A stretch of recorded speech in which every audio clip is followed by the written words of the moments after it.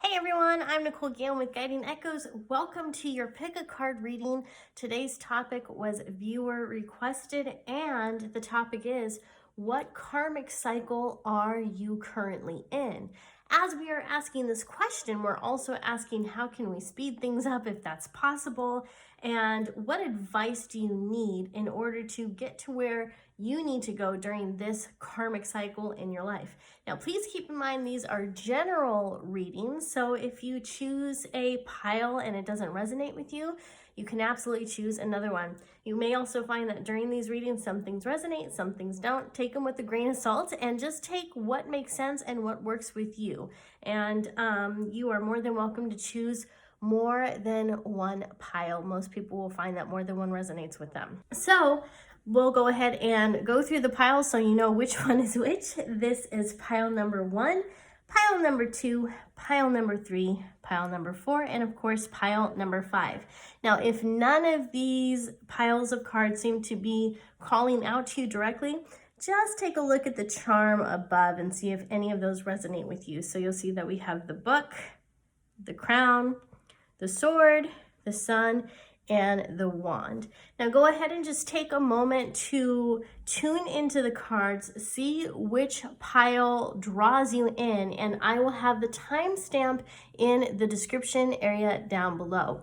If none of the piles are resonating with you right away, that's okay.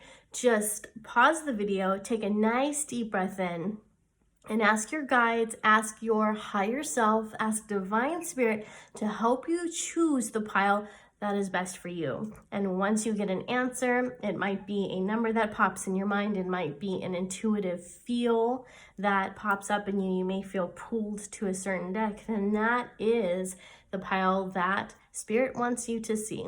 And with that, let's go ahead and get started.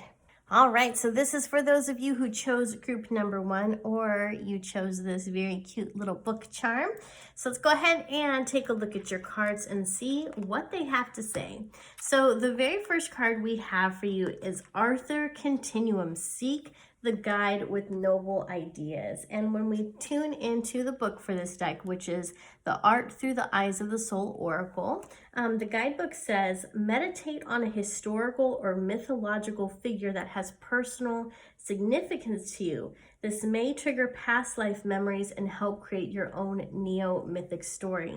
So the reason I thought that expanded meaning was so amazing for this reading is because we are asking about karmic cycles. And so right away we see that this card is advising you to study the history of any mythological person, being, or an actual historical being that you resonate well with. And as you continue to dive into the history of that person, you may find that past life experiences, memories, and intuitive feelings begin to rise up for you. You may notice that there are things within this person's story, within this person's history, that you deeply resonate with. And that is not by accident, and it is not in your imagination. This is your soul's way of telling you that you may have had some type of past life within that era or within that person's history. So pay attention to those promptings. And many times when we are able to dive into a past life memory, or when we find someone that has a deep, profound historical significance, that can serve as an indicator that there is something we are in the process of learning during this karmic cycle. So this person, even though they're a historical figure, can also serve as a mentor in our present day. And another thing that you may find is if you are someone who is very much in tune with divine source, if you're someone who has a high interest in spiritual things, you may find that as you meditate and focus on different historical people or even mythological people, that as you meditate, they may come up in your mind. You may find that their presence becomes very real in your life. They may start to offer you direction or advice. They may start to tell you a little bit more about their life, things that aren't documented, and you can and probably will form a very significant relationship with these people. So again, pay attention to those soul prompts that you get when it comes to people of the past or mythological beings, because there is something there, and it is something that's going to help you get through those karmic ties. So let's go ahead and put that card aside and turn to your tarot cards and see what we have. First of all, we have the Eight of Pentacles, the Knight of Pentacles, and we have the Wise One, which this looks like the Hermit to me. So what's interesting is right away we see two of the three cards are pentacles, and so that's about being grounded, and it's also about earthly possessions. It's about knowing that your physical needs are being met. So what's interesting is in the Eight of Pentacles, this is someone who is usually seen as someone who is happily making money. The Knight of Pentacles is at a standstill. And then we have the Wise One, which is the Hermit. And the Hermit is someone who often looks within. So I feel like what this set of cards is saying when it comes to your karmic cycle is one of the things that you're learning is to simply be in the moment, to tune into your own wisdom. And so the Eight of Pentacles can indicate that, of course, we have earthly obligations and responsibilities that we have to stay on top of. We have to go to work. We have to pay our bills. We have to shower every day. You know, we have all of those typical life experiences that we have while we are humans on this world. So we have to be sure that we are taking care of our responsibilities and not allowing them to fall by the wayside. But in the meantime, we also have the Knight of Pentacles who's at a standstill, and we have the Wise One who's a hermit who is, of course, isolated. And so what these cards are also saying is that it is important for you to learn how to pause in between all of the busy work so that you can go within, so that you can honor and embrace your own inner wisdom. And this is something that is intimately private. Whatever it is that you seek within yourself, whatever information comes up for you, that is meant for you. It's not necessarily wisdom that you have to share with other people. This is solely for you, at least at this point in your karmic cycle. And what we also see is that the Hermit right here, he has his arm or his cape over this land right here, and there appears to be a fire. We have a butterfly, we have this little bunny right here. And so in this way, he is still taking care of his nature. He's still taking care of nature. He's taking care of his responsibilities, which is possibly this little bunny and the butterfly and everything. But he's still creating magic, right? He's creating magic in his own world. And there's no one else around. He's the only one who's benefiting from this. He's the only one who's seeing it appear. He's the only one seeing it manifest, and that is okay. So as you go within, as you pause, as you seek your own inner wisdom, you will begin to see things change in your world, because when you change the way you look at things, the things you look at change. Another thing that's interesting here to me is that he's supported by all of the elements. We have water, we have fire. Of course, he's standing on the earth barefoot. So that would be the earth energy. And of course, with this, there would also be air, right? So he's really supported by all of the elements and the universe. And so just remember that. I know so many times we think to ourselves, well, I can't pause. I don't have time to meditate. I have all this other stuff that I need to get done. Just remember that the universe supports you. You are supported by the elements. All of your needs will be met. They absolutely will. So keep faith and give yourself time to pause, to seek the wisdom within, and to begin to manifest amazing things in your life. All right, so let's go ahead and move on to your next set of cards. So here we have Lady Winter, Lady Autumn, Book of Destiny, Downfall. Let me move these over a little bit. And the Elder. How fascinating that the Elder came up in these cards when we were looking at the Hermit. So let's go ahead and take a look at these two right here. So we have Lady Winter and Lady Autumn. What's interesting to me is that these are kind of in reverse because, of course, when we look at seasons, autumn comes before winter, but our guides in the universe allowed it to come up this way. So what this tells me is that you may be in a position where everything feels frozen, which again is interesting because when we look at these cards, the Knight of Pentacles came up, and in traditional Rider-Waite Tarot, the Knight is the only Knight who's not moving. He's at a standstill. So this together tells me that you're feeling stuck, and this isn't a good stuck. In fact, you're doing a lot of work, right? You're doing a lot of work.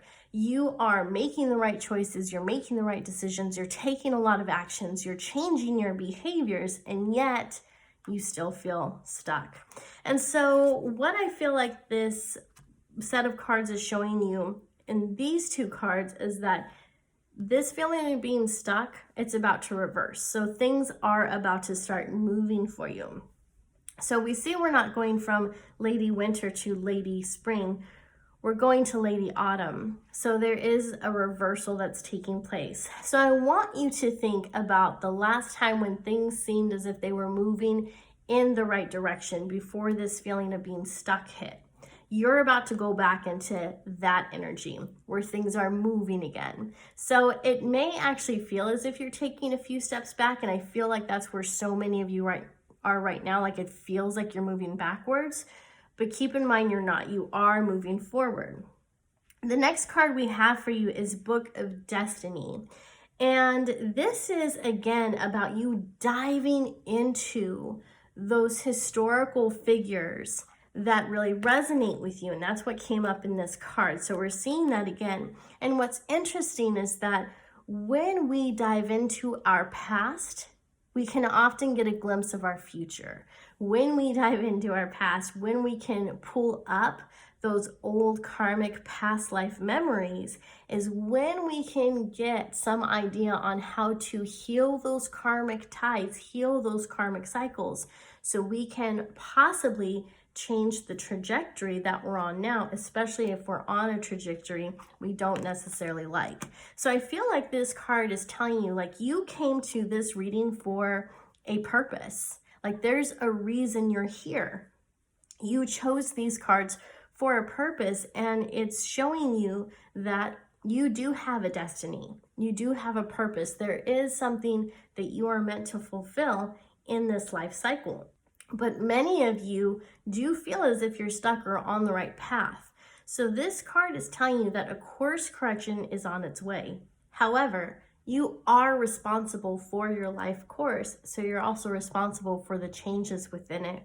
So as you continue to study the things that pull on your heartstrings, you will get pulled towards your destiny. And this isn't something that you have to overthink, and I know that's something many of us do. This is something that you are going to feel. You are going to feel what you are drawn to and follow that path.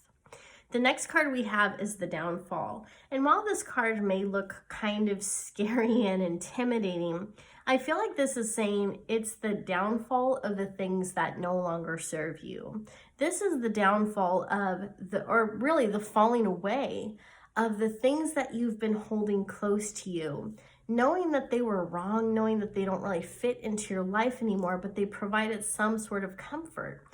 They probably don't even really offer much of a benefit anymore because you feel so empty. So whatever it is you're holding close to you, it's not providing you with that feeling of comfort and even of safety that you wanted to get from these different things, from these people, places, experiences. So these are about to fall away because they don't serve you and they don't serve your purpose or the path that you're on. The next card we have is the Elder. And as I tune into this card, I feel like it's prompting you to tune into that infinite part of yourself that is so very wise, that has been here since the very beginning of Earth, or at least since the beginning of your life cycle on Earth. and tune into that knowledge, tune into that energy, because you already have so much wisdom from the various lives that you've led. You have so much wisdom from the time when you were just kind of hanging out in the ether before you were reincarnated, because you have always been one with Source. You have always been connected to divine wisdom, and that hasn't changed.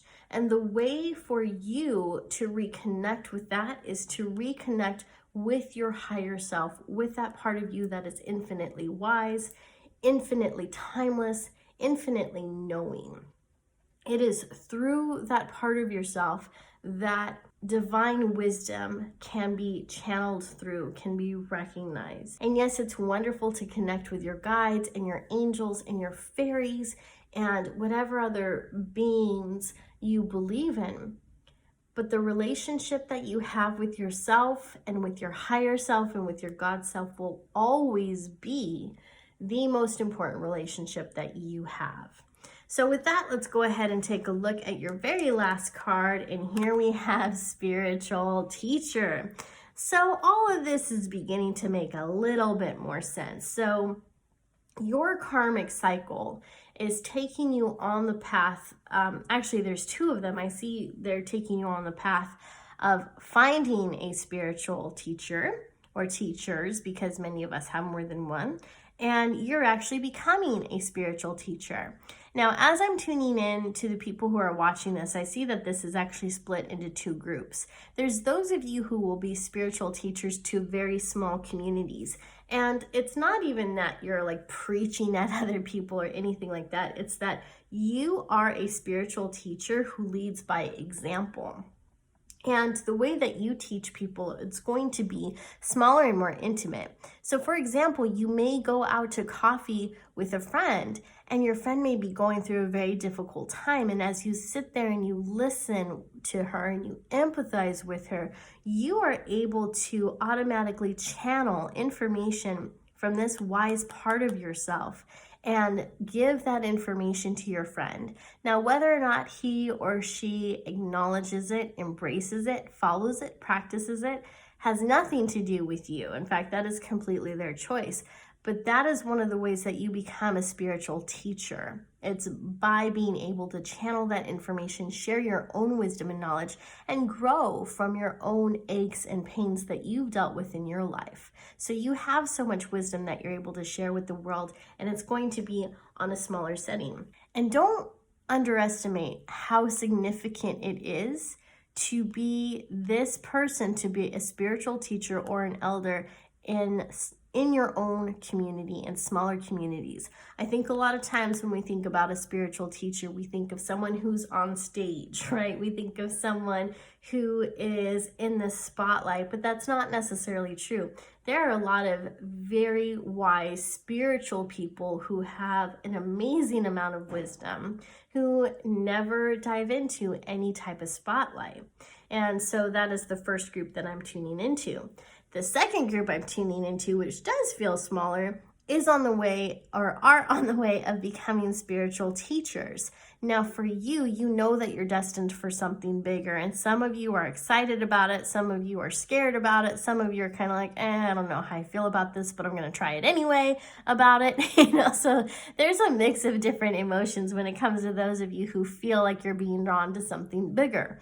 And I see that for some of you, you want to share your insight through writing. So you want to write books. You maybe want to start a blog, but I'm mostly seeing books, probably Kindle and things like that.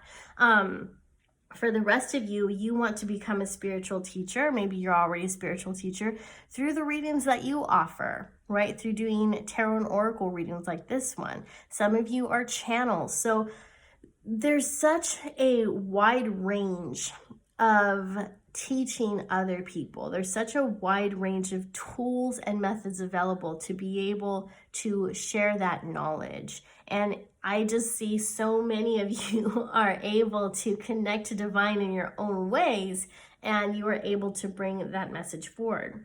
So I do see some of you, most of you actually becoming writers and like I said, putting the ebooks out there and whatnot. And for some of you, you may have a YouTube channel, you may do blogs. I also see many of you being public speakers at different churches and spiritual groups. And for some of you, I even see you starting your own, almost, I'm seeing like a mediumship circle. So it's something like that. It's some type of a circle. So for some of you, it might be like energy healing circles or channeling circles, or even book studies where you read things like A Course in Miracles and things like that together. So those of you who chose this pile, you are on the way to becoming spiritual teachers. And that said, I do want to re-emphasize the main points that came through for you, because I feel like right now you're in the karmic cycle where you're gathering knowledge and wisdom about yourself, and you're also gaining knowledge and wisdom about the people who have come before you. And so that's why this came up, Arthur Continuum. This came up because as you dive into your spiritual self, and as you begin to connect with other people, and you're writing your spiritual books and you're doing your channeling, there are going to be mythological people, gods, goddesses, angels, legends, historical figures that come up that resonate with the person that you're reaching, that you're speaking to, that you're teaching. So you want to build up your arsenal of information. You want to get to know yourself on a deep, intimate level before you begin your journey as a teacher. So you're in what I would call the gathering information phase. And I do see so many of you are on the verge of this right now, like you're just about to turn that corner. For others, it's going to take a little while for you to get here, but for most of you, I do feel like you're going to be there very quickly. So that is your reading for group 1. I do hope that you found it helpful. If you enjoyed this video and you know other people who might be able to benefit from it, please share this with them. It's obviously a free reading. A lot of people can get some good information from it, and sharing is caring. So thank you for watching, and I'll see you next time. And this is for those of you who chose group 2, or you chose this pretty little crown. So let's go ahead and dive into your cards and see what they have to say. So the first card we have is Sarah in Avalon, and it says Sacred Journey Pilgrimage. So this card tells me that you are being encouraged to travel. And I feel like this is an actual travel to historical or mythological sites that have a deep spiritual significance to them. And the reason that this can be important is because every area holds energy. And if you are longing to learn more about your karmic cycles and your past lives, then going to the areas in which there is a strong spiritual significance is going to resonate with your energy. And as the energy of a historical place or of a very spiritual place begins to blend with yours, there's going to be amazingly significant spiritual ideas and concepts that arise within you. And you might even find that memories that are long forgotten will begin to pop up in you. And I don't necessarily feel like these are going to be past life memories. This actually feels like these are memories of things you've long forgotten. So they're going to be early adulthood, or somewhere within your childhood and teenage years. So experiences that you've forgotten that have helped to shape you into who you are will come to the surface. And I do feel like so many of you, these are going to be the birthplace, the origin story of different fears and false beliefs that you have. So going to these different spiritual places will help you to get more in alignment with your goals. And in order to do that, you do kind of need to shake up your energy, right? The vibration needs to change.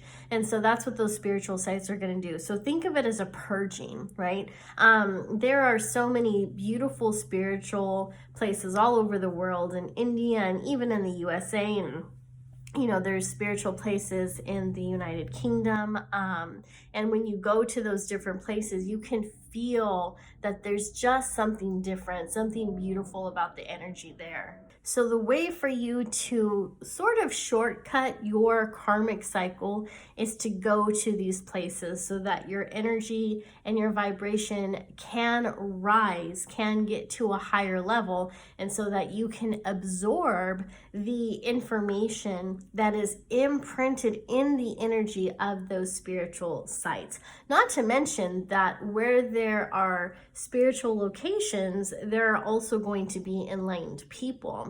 And just being around enlightened people can have a wonderful impact on your mood and your own spiritual growth, largely because you know that you're around other people who vibe with you, who share your interests, and it helps you to feel less alone and so much more accepted. Okay, so that's what we've got when it comes to your karmic cycle and the stage that you're in and how you can kind of shortcut that. So let's take a look at your tarot cards. Here we have the King of Swords, the Queen of Swords, and the King of Pentacles. Very interesting. So it's very fascinating to me that the King of Swords and Queen of Swords both came up right next to each other. So this to me is a power couple, and she looks kind of snobby, doesn't she? And then we also have the King of Pentacles. So these are all people. So these cards right here are speaking about your community. So there's two different things that I'm channeling from this. One is regarding the people that are in your world right now. And when I look at this woman, like she seems awful. As I'm tuning into her, she seems awful. Now, if you're an air sign, please don't think that this refers to you, because the swords are the element of the air. This is not about you being an air sign, okay? So this card is not referring to you. This card is, however, referring to a female in your environment. She probably is married, but she's very jealous of other people. She looks down on other people. So there is most likely some type of a karmic tie that you have to her. And I feel like that does need to be cut off. So there's something about this relationship that needs to be severed. And I don't even feel like you need to cut her out exactly, but there is a dynamic there that is very unhealthy that you are being called to heal. So it could be that she's very gossipy, or she puts you down a lot. I feel like she's somebody who makes these backhanded comments towards you. So she may seem as if she's complimenting you, but really there's an insult hidden within that. And if that's the case, part of this karmic cycle may be that you're learning how to not let her words get to you, or you're learning how to stand up for yourself and saying something like, well, that wasn't very nice. Well, that was uncalled for. Well, you need to apologize to me. However it is. So there is something about a karmic cycle that you have with a pretty nasty female energy. She is not nice at all.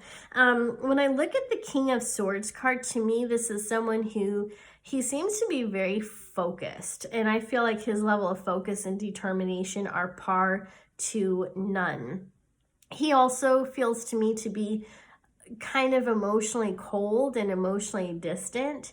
So I don't know who the male figure would be for you. For some of you, it might be your husband or father. I think for a lot of you, this is actually a father energy. Could also be a boss or a business partner. But this person doesn't mean any harm. He's just someone who is very focused. And I also feel like there are some women in your life who may be like this. They're just more masculine energy. But he's very focused and very driven. And so his inability to be more warm towards you or to be present for you is not an indication that he doesn't care about you. It's more that he's just so focused on other things. Because I see this as being someone who's very tuned into politics and business is what I'm getting from this person. And so as I'm tuning into this, I do see like this person's not offering the emotional support that you need, or even the spiritual space that you need to be able to grow. So I don't feel like this is someone you need to cut out of your life, but it does feel like someone that you don't need to spend a whole lot of time with. Like, this is not your community. These are the people who are with you, or maybe it is your community, but this is not your soul tribe. You do have karmic ties to them, but when I talk about your soul tribe, I mean the people that you can grow with, that you can personally develop with, that you can spiritually grow with, that you can have goals and ideas and dreams, and your spiritual community will absolutely support you and encourage you in that. And I don't see that for those of you who chose this card or this pile. I don't know what's really going on with the King of Pentacles. I'm not picking up much of a vibe on this person. So this might be someone who's emotionally checked out, who's not focused on anything, who just kind of exists. Maybe he's lazy, maybe he's a user. Could be the same thing for a female in this one too. So just overall, the people in your community are not very supportive. So again, you do have karmic ties. There is a karmic cycle that you're going through with these different personalities right here. I feel like this person actually could be fleshed out. And by that, I mean, you probably can cut this person out because he feels like you don't necessarily have a karmic connection with him exactly. It's more like you have a karmic attraction to the energy that he has. So it's almost like he's an imprint of different personalities that you've known in the past. So you know how sometimes you can meet someone, we'll say his name is Bob. So you meet Bob, and Bob, you know, he's a jokester, he's funny or whatever. And, you know, you and Bob lose contact 10 years later. And then later you meet someone named Jerry. And as you're talking to Jerry, you're like, wow, Jerry's personality is exactly like Bob, except it's a different, he's in a different body. So that's kind of what I see with this person, is that he's kind of an imprint of other difficult personalities that you've had in your life. But I just get from this person, like, he's not focused. He's not really grounded. I feel like this person's a user. There's not a lot of benefits coming from this person at all. And I don't feel like this is a karmic tie or a karmic relationship that you need to heal. In fact, sometimes we do heal karmic relationships by saying enough's enough, and we cut that person out and goodbye, right? So that can be a form of healing those karmic relationships and shortcutting the karmic cycle. So this person, I see, whoever he represents to you, could even be a female. This is someone that you can cut out and be fine with. These two people, you do have things to work with through them. For many of you, it's especially this woman. And this person, he can stay in your life because he's not malicious. He's not mean. He has other priorities and focus and interests.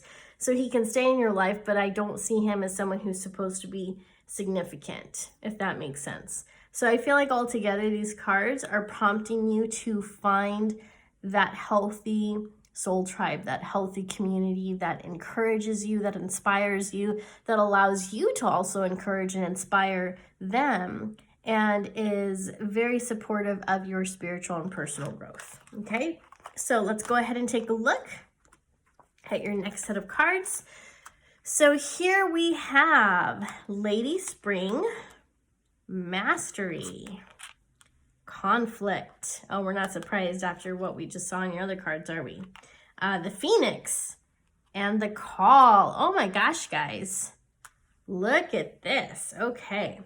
So Lady Spring, this is you entering a time of growth. And I feel like for so many of you, you're entering a season in which you see the beauty of life, in which you are recognizing and honoring the goddess within or the God within, that spiritual part of you.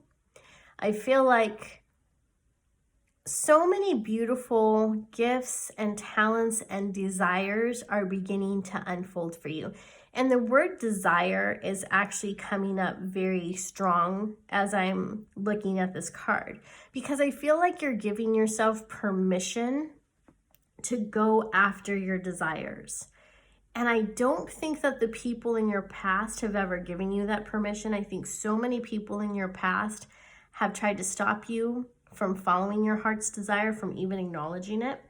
And I feel like you took their lead. And so now you're at a point in your life where you're recognizing that your uniqueness is beautiful, that the desires of your heart are very divine, and you can feel this sort of peace.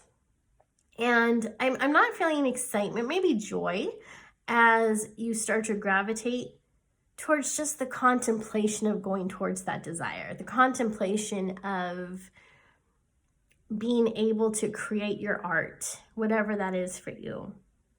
So I do see you walking into a season where you feel more confident in yourself, more at peace at yourself, and there's like this curiosity that's beginning to unfold of, what if I went after my dreams? What if I gave myself permission to go after this goal? So we see that starting to unfold for you right now. So I do feel like so many of you are about to walk into an area of life or a season of life that feels very blissful, that feels successful in its own unique spiritual kind of way. The next card we have is Mastery. And I feel like so many of you don't really feel as if you've mastered anything. And I don't even feel as if so many of you have really embraced the knowledge that you are the master of your own destiny. So you probably feel as if there's been so many other forces at play that have prevented you from seeking out your life's calling. And so as I'm tuning in to this card, I feel like this is saying your mastery is in magic. Your mastery is in manifesting what you desire. And you may be at a point in your life where you realize that you've manifested a lot of things that you don't want, and the things you don't want keep showing up. And so it's time to change that focus, which is one of the reasons this card came up, because it's time to shake up your vibration and to start moving in a very different direction than you have been. So you're on the path of mastery, but you need to ask yourself, what is it that you want to master? What do you want to be a master of? And I don't know why I keep seeing art as I'm tuning, like I'm seeing someone painting and I'm seeing flowers specifically, like I see someone sketching out flowers. So do you want to be a master of your own specific art form? Is there a particular way that you draw or that you paint that is very different from everyone else? Do you need to master that? Are you someone who maybe you have this desire to be the best mom that you can be? Like, what would that look like? What type of behaviors would you need to adopt? What type of patience might you have to have? You know, what type of books would you have to read to gain a better insight into child development and the way kids process emotions? Like, what does that look like? So you can tune into people who have already mastered what it is that you're interested in. And through that, you begin the journey of becoming a student and becoming a master. So mastery is quite literally in the cards for you, but it's up to you to walk that path. The next card we have is Conflict. And this card is reminding you that change does inflict conflict. Because when we change, when we grow, when we work through our karmic cycles, there is an energy that seems to be pushing against us. And not to mention that when we start standing up to people like this, they start to get even more nasty, right? They start to become even more petty, more jealous, more careless in their words. They might start to turn people against us, or at least that'll be their attempt. And maybe they'll be successful, maybe they'll be unsuccessful. But as we start to stand up for ourselves, and as we start to gravitate towards the path that is right for us, we do come across people who want to work against us because they don't like change. When we change, that can be very uncomfortable for the people around us because they don't want to change. And when they see us making waves, when they see us losing weight, getting healthier, writing our books, going on vacations, going after our dream job, taking courses, bettering ourselves, going back to school, starting a business, whatever it is, whenever you have the courage or the bravery to start making changes in your own life, and when you start to acknowledge the things you don't like about yourself and you change them, other people get intimidated by that. Other people become uncomfortable because they don't have the strength to do that. They don't have the courage to do that. And I think a part of them knows in the back of their mind that they're going to have to let you go at some point, because the person you are today is not going to be the person you're going to be years from now if you continue along a path.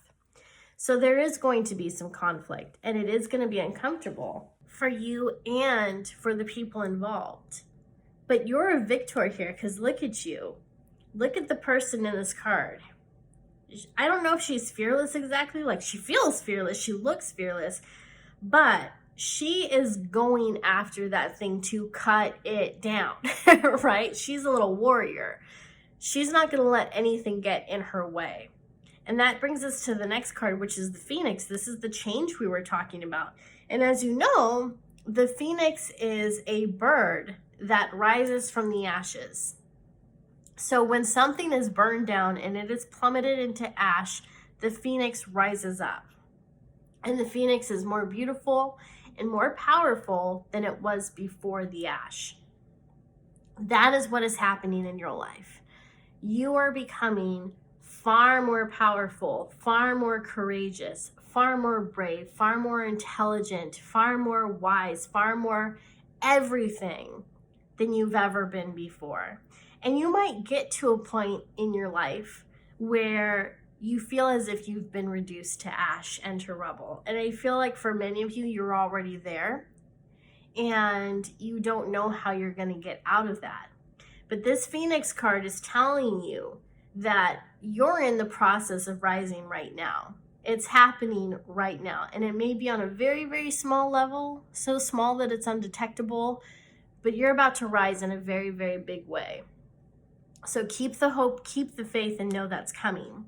And then the next card we have is the Call. So this is telling you that as you continue to grow, as you go through that inner springtime where everything's growing, as you find masters that you can walk in the footprints of, as you confront those people and those situations that aren't working for you, that aren't nice to you, that are really toxic to you, and as you continue to rise like a phoenix, the call is going to find you. The call is going to open up for you, and you're going to find your calling. You're going to find that divine purpose for your life. And so what's interesting is, to me, these two very much go together. You know, Lady Spring is growing. There's all this inner growth that's happening for you. Like I said, the word desire was coming up very strong in this reading. So as your desire begins to grow, the purpose will begin to take form. And it happens largely as a result of all this conflict, of this confusion, of the chaos. So this is almost, I want to say, peaceful chaos in the fact that it doesn't feel as if there's a plan behind it, but it's actually all in divine order. So the call is going to open up to you. All right, and the very last card that I have for you is flowers. Well, how very, very fitting, since spring was also one of your cards. And of course, during the spring, a lot of flowers bloom. So this says, working with flowers opens your heart and brings blessings to others through your life purpose. And one of the things that I'm reminded of as I'm looking at this card, and I want to also bring this one in too, is that I grew up very, very sheltered. Like, my family, we didn't travel. We didn't go anywhere. Like, I grew up in California. We used to visit Vegas. I think we went to Minnesota one time as a kid. But other than that, we didn't really travel. We didn't really go anywhere outside of the state. And during my young 20s, well, during all of my 20s, I still didn't travel. I was working on building what I thought was my real estate empire, but that never got off the ground. So I never traveled until I hit my 30s. And when that happened, when I started my own little sacred journey pilgrimage, and I didn't realize that's what I was doing, I was really blown away by all the wildlife that I didn't know existed, by the different type of trees, by the different type of flowers. Like when I moved out of California the first time a few years ago, I saw magnolias for the first time. And I thought they were just so beautiful. And I also got to see cardinals. And in the area I live now, I see blue jays, I see fireflies. I've never seen these before in my life. So as you take this sacred journey pilgrimage, and remember, this is actual travel for you. And for some of you, you may be thinking, gosh, Nicole, I don't have the means to travel. Like, so many things aren't even open right now that I would want to go see. I hear you, but traveling in sacred journey pilgrimage can also be places that are close by, that are in your same, they could be your same city, or they could be in your same state that you just haven't been to before. So as you visit these different places, you're going to notice how very different and how very beautiful the environment is. And we were also talking about how different historical sites have different energy. And because they have different energy, they do have different flowers and wildlife that grows there. And being close to those things, like being close to the water, being close to the trees and the plants and the flowers and all the wildlife there, you're going to feel the difference in energy and how different it is compared to where you're from or where you live. So it is this beautiful awareness that happens. And when you have these experiences, they remind you of how very magical and beautiful the world is. And I think that's something we forget about so much, because when we turn on the news, or if we even just scroll through our news feed, whether that's through Instagram or Facebook, it seems like we're always being bombarded by conspiracies that are happening, or horrible decisions that politicians are making on our behalf, or we might even see complaints and rants from friends and family that really dig at our soul, right?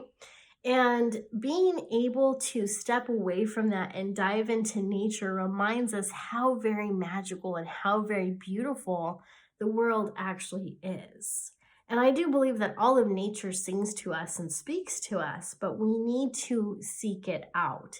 If we stay in our homes, if we stay in our offices or wherever it is, nature can't reach us. Nature can't speak to us. And because of that, we also start to feel our own energy becomes confined. And it might even be then that we start to feel sick and we start to get tired, and just life doesn't feel good when we're closed in all the time. So it is important for us to go out and to be an explorer, not just of our life, but of our world. And that is going to help you to get closer to your divine purpose, whatever that is for you. But we also see, because we're asking about karmic cycles, we see that there is going to be something about working with nature that helps you to heal whatever karmic cycles that you're in right now.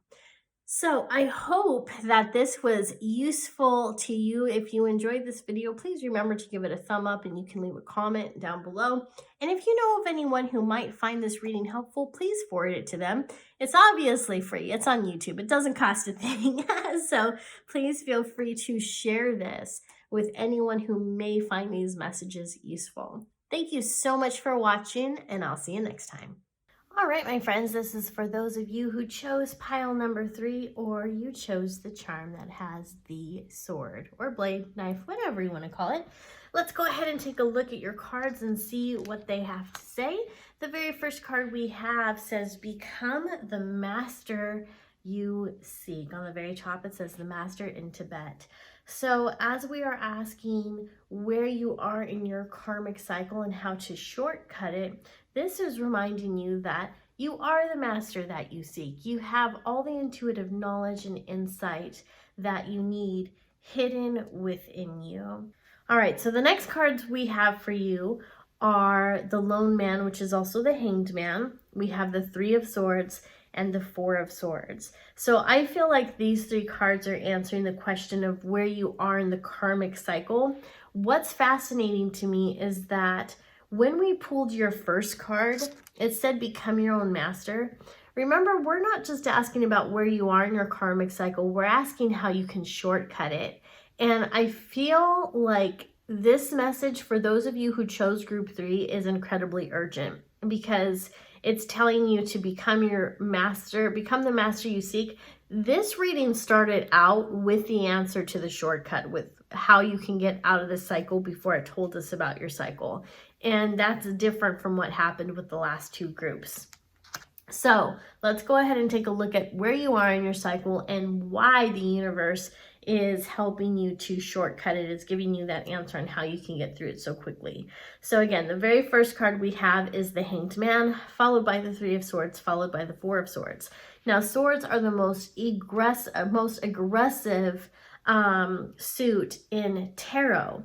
And what's fascinating and disconcerting at the same time about the 3 of Swords and 4 of Swords showing up is that they showed up right after the Lone Man, the Hanged Man. And the Hanged Man can be about self-discipline. It can also be about self-sacrifice.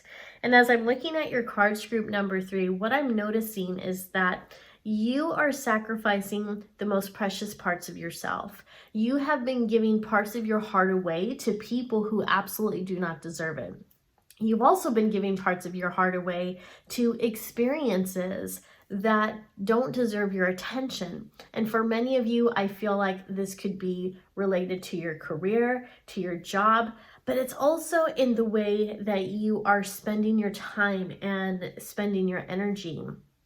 You're putting so much energy into situations in which there is not a pleasant return on them, meaning that you get involved in these situations or the experiences, and at the end of them, you feel completely depleted and you feel maybe depressed and you feel sad, and the experience did not end the way that you hoped it would. And we see that you are someone who is very much a people pleaser. You're actually a very nice person. I feel like you're very empathetic, sympathetic, you're very compassionate. You hate to see other people hurt, and you are the type of person who is big on self-sacrifice. Like, you will sacrifice your own happiness so that someone else can be happy. You would sacrifice your own finances and needs so that someone else can get their needs met. But the problem is you're doing this for the wrong people. It's really important, group number 3, that you take great care and consideration of who you are making sacrifices for, because there are people in this world who have no problem depleting you. They have no problem hurting you, and they most likely won't be upfront and saying that, although some monsters will. Some monsters will flat out say to you, well, I don't care if you go broke. Well, I don't care if you get sick. Well, I don't care if blah, blah, blah, blah, blah. Like, I'm going to use you anyway. There are people who are that malicious and uncaring, that they will be very forthright in their intentions of how they plan to use you, and how they don't care how it affects you. So there are, narcissists who are like that. They're not even covert about it. But then you have another group of people that are maybe a little more dangerous, in that they will do things that hurt you. And they know that they're hurting you, but then they turn around and they say, well, I don't mean to hurt you. Well, I don't mean for this to upset you. Well, I'm sorry if this upsets you, but blah, blah, blah, blah, blah. That is not someone who cares about you. If someone is making excuses for their poor behavior, if someone is knowingly hurting you and they could stop that behavior, or they could offer you the things that you need to feel loved, warm, safe, and validated, and they're refusing to give that to you, that is someone who is completely selfish. That is someone who is not deserving of your beautiful heart or any piece of it. If you are going to sacrifice parts of yourself, your soul, your heart, whatever it may be, make sure that it is for someone who would do the same thing for you. Because here's the interesting thing that I've learned about self-sacrifice in my own life, is that when you sacrifice something for someone who would do the same thing for you, it no longer feels like a sacrifice, because it is an expression of love. There's no pain in the sacrifice. There's no hurt. There's actually this amazing amount of joy that comes out of it. So if you find that you are constantly having to give up your own likes, your own interests, your hobbies, your beliefs, whatever it is, the way that you dress, even the way that you speak, if you're having to change who you are to please someone else, and that someone else isn't doing anything to change themselves to please you, then this is a toxic relationship. This is a toxic environment, and it is no wonder that you are feeling heartbroken. And as we look at this card, the Three of Swords, we see in the background, this is probably some type of a death, and I feel like it is the death of yourself. I feel like there's a part of you who knows that someone else has verbally and emotionally destroyed you, that a part of you has died, a part of your soul feels dead, and you're in the process of mourning that. You're mourning yourself. You're grieving the loss of who you were, because now you probably don't recognize yourself anymore and you feel lost. You don't know who you are. And you probably look back at who you were just a few years ago, and maybe you never had a distinct vision of your future. Maybe you always felt a little lost, but now it's worse because you feel heartbroken and depleted on top of that, because the people that you chose to pour your love out towards haven't poured love out towards you. They may have done small acts of service and they may have said a few nice things here and there, but overall, when you look at the scales and you see their poor actions and their poor words weighed against the good ones, you're going to see that the poor actions and behaviors and words very much outweigh the good ones. So it's no wonder that you feel this way. So these people, experiences, have destroyed a part of you. And the worst part is that it feels like it was intentional. And so group number 3, I want you to know that this happened to you not because you're a bad person, but because you're a good person, because you're kind, because you're sweet, because you're empathetic, and because you have a big, beautiful heart. You have been willing to give up so much of yourself to please other people, but they didn't fulfill their end of the contract, right? They didn't do what was necessary to make you feel loved or valued. So this is not your fault. This is not something that you asked for. It is something that you signed up for because you start giving up too much of yourself without boundaries. Self-sacrifice without boundaries is self-murder, and that's what you're experiencing right now. That said, it's still not your fault. However, it is your responsibility to pull yourself out of that. And we know that that can be done by you becoming the master that you seek. So I want you to think in your mind's eye, I want you to create someone that would be a master or a teacher that you would be willing to follow. I want you to think about the traits that that person has. I want you to think about that person's moral code. I want you to think about how this person would behave in a conflict when they need to stand up for themselves against a bully, against a verbally abusive person. If this person, this master, was going to stand up for themselves, if they needed to confront this person, how would they do that? Form an image in your mind of the type of master you want to become and start moving towards that, because you are the master that you seek. You can start changing the course of your life and your story right now. You can get out of this karmic cycle right now, because here's the thing about karmic cycles. They repeat, right? That's why it's a cycle. It repeats. So once you get out of the situation, and you will, because you're followed by the Four of Swords, and the Four of Swords is a time of rest. It is a time where you rest and rejuvenate. And here's the thing is that sometimes in the rest, you don't necessarily rejuvenate, right? Especially if you're still in this situation, if you're still in that environment where you're surrounded by people who don't necessarily care about you. They may say that they do, but their actions say otherwise. So if you're resting in a toxic environment, it's almost like breathing in poison while you sleep. you're still in a situation where you are breathing poison. You're still in a situation where a part of your soul is dying slowly. And these people keep taking more and more out of you. So when you are resting, you want to be sure that it is in a space and environment where you're being rejuvenated and not slowly poisoned and not slowly killed. And you have to get out of this cycle, because if you cannot fix your willingness to please everybody, if you can't correct that, you're going to continue to repeat this cycle. It's going to happen over and over again. So again, very important that you figure out what type of master you want to become. And please remember this: you are the master of your own life. You may feel like you're a victim of life right now, and maybe that's true, but it doesn't have to stay that way. You are the master of your own life. So therefore, you have to become the master you seek. All right? So let's go ahead and take a look at your next set of cards. And here we have, it says calendar, followed by hero. That's fascinating, considering, hero and become the master you seek. Most masters are heroes, I would think. The songbird, Lady Summer, victory. Let's move these over. Running out of room here. And Weaver of Words. Very, very fascinating cards.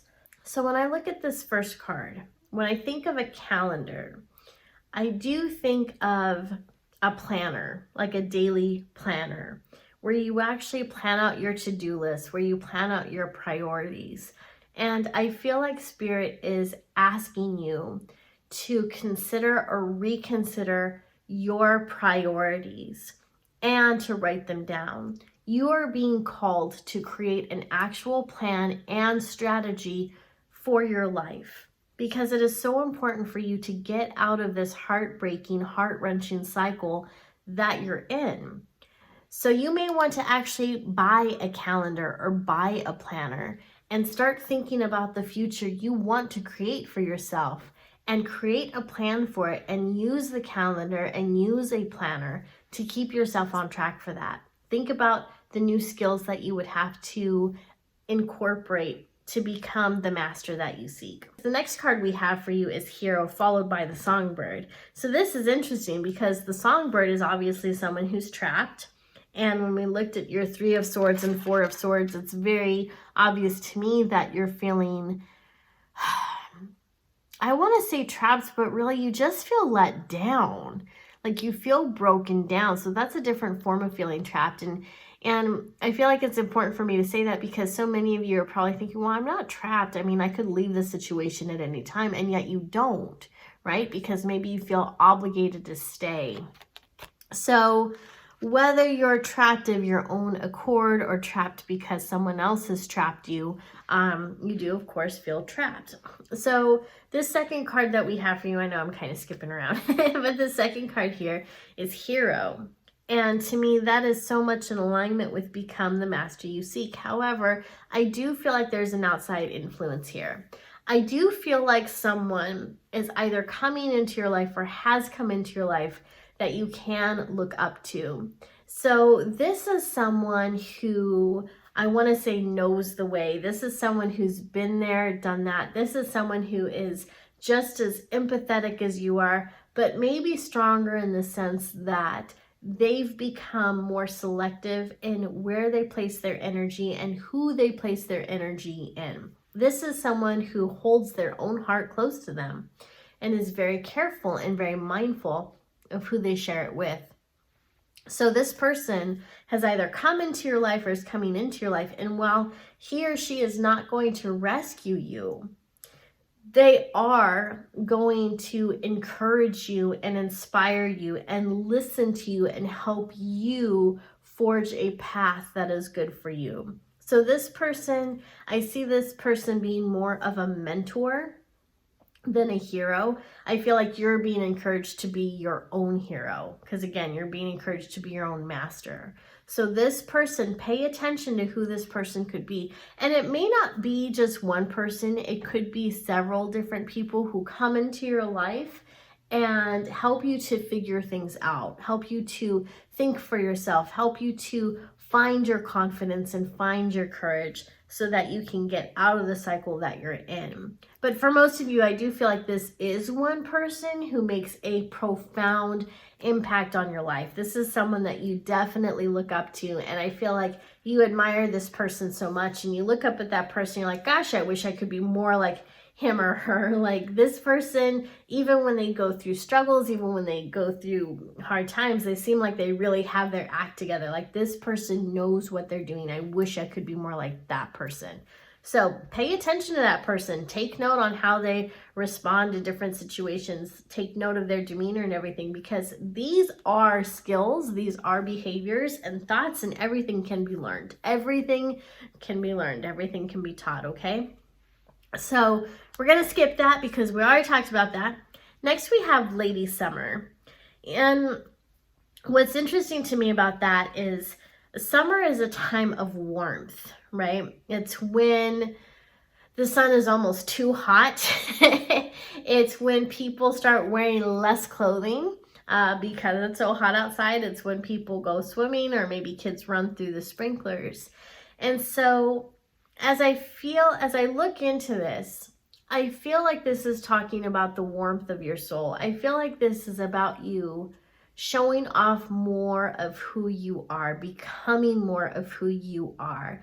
Because one of the reasons you feel lost is because you don't feel authentic. You're not being your authentic self anymore.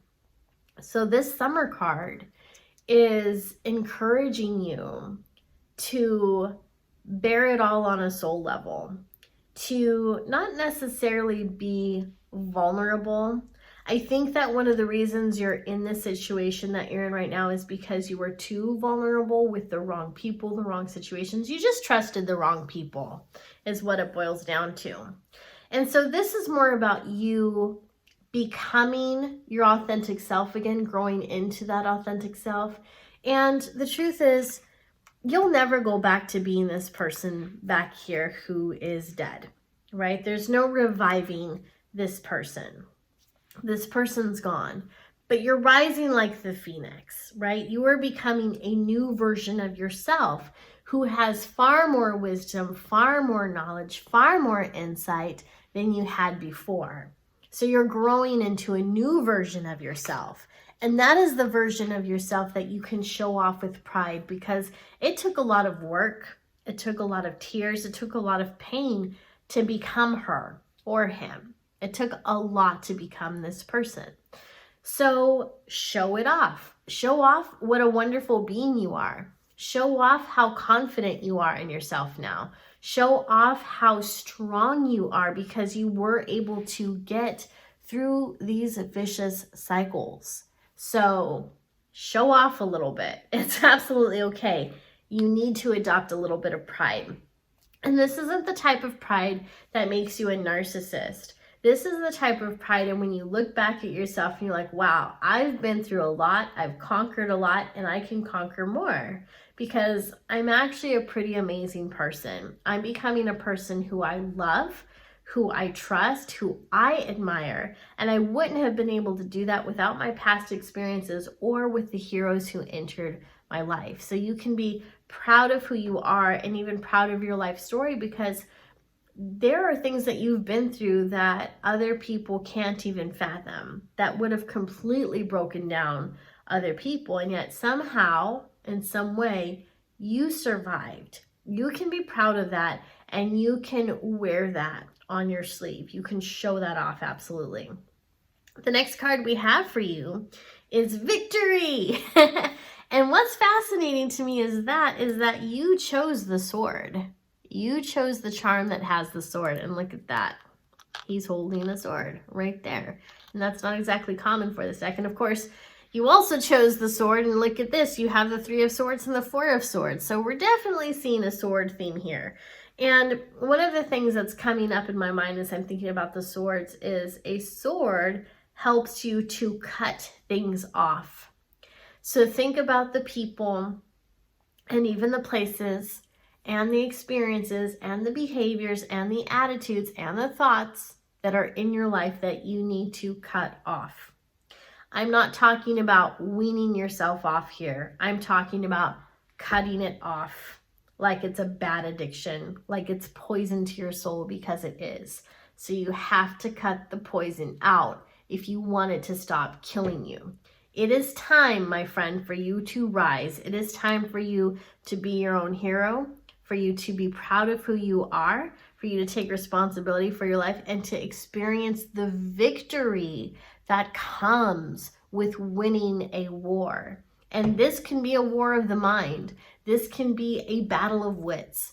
You have been at war with yourself for a long time, and that war has been influenced by outside circumstances, by outside people. It's time to cut that off. It's time to be your own hero. It's time to claim victory and to be victorious. You can do this, group number 3. You absolutely can. So know that victory is yours. Know that this cycle is coming to an end because it's in your cards.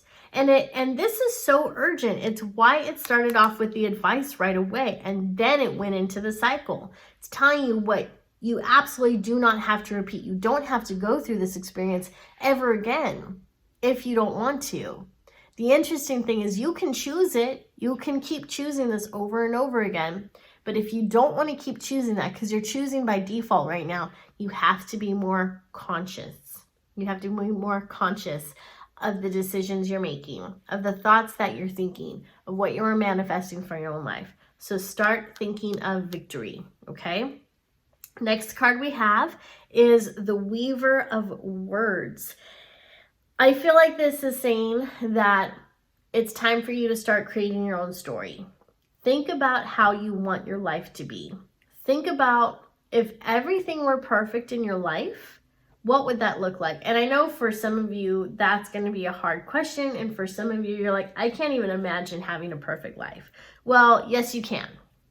Yes, you can. You can imagine having a perfect life. The problem is that seems like it's difficult because you've been experiencing almost the worst that life has to offer, right? Well, I mean, maybe that's an exaggeration, but it's how it feels. Like things have felt really rotten lately. So let's start changing that energy, group number 3.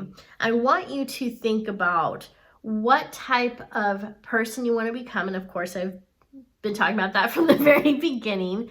But write it down, write down the attributes, but not that just that, write down the experiences you want to have in life.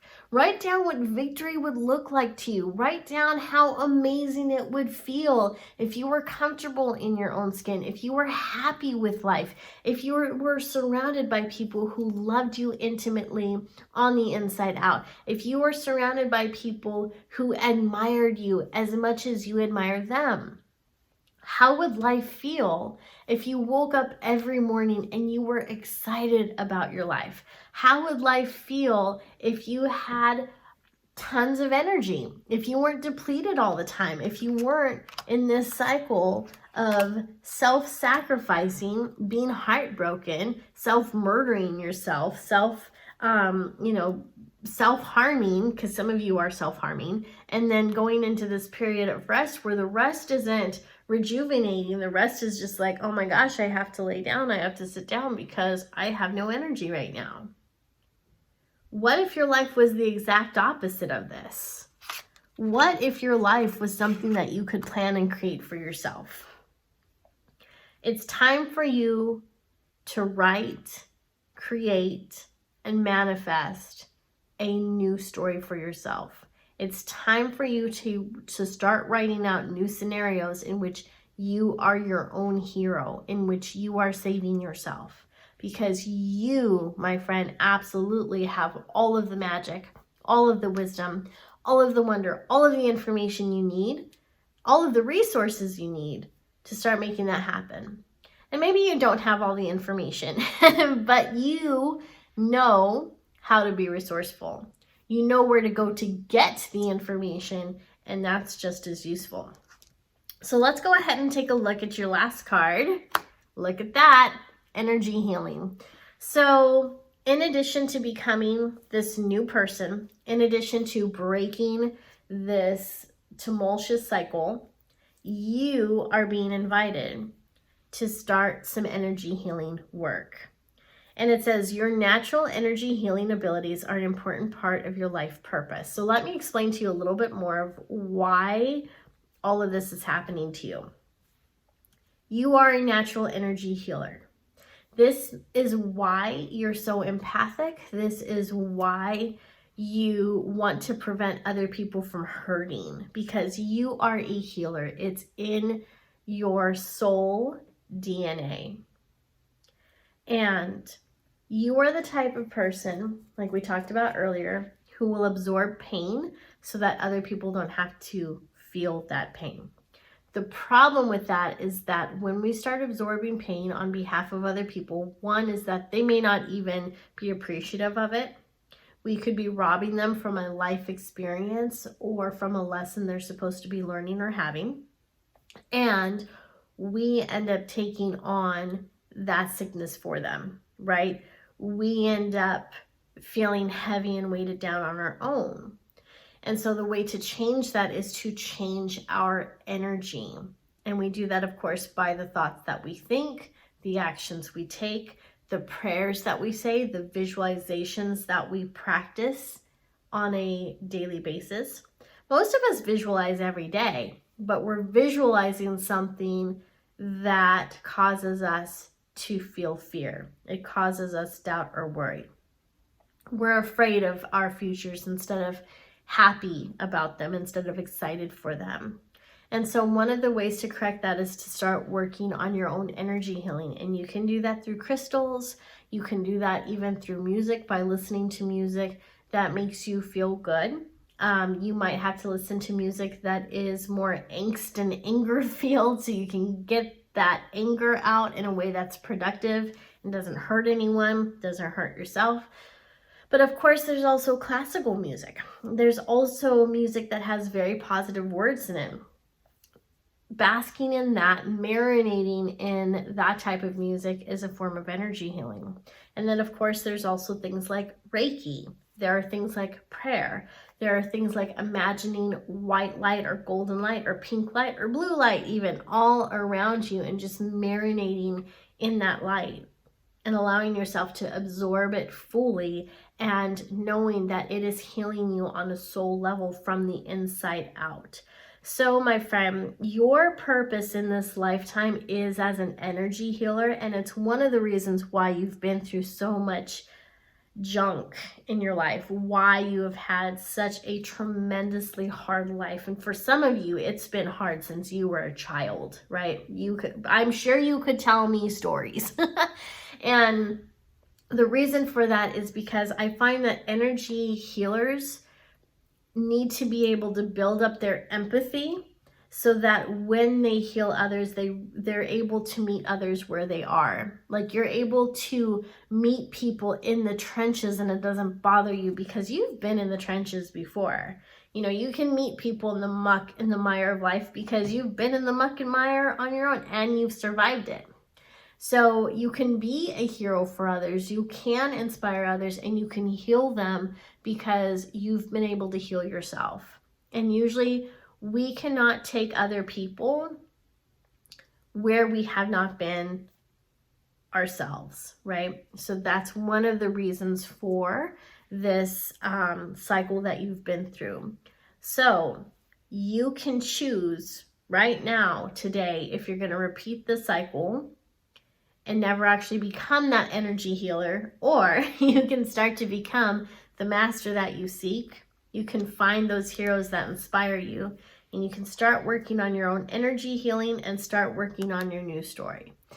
So I have a suspicion that I know which one you're going to go with. So let me be the first to congratulate you on having the courage and resilience and imagination needed to start forging this new path, this new life for yourself.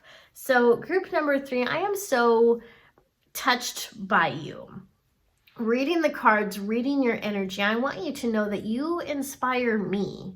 I want you to know that you are resilient, that you are a hero. I want you to know that amazing things are ahead of you. I want you to know that you have all of the strength that's necessary to start making these changes for yourself.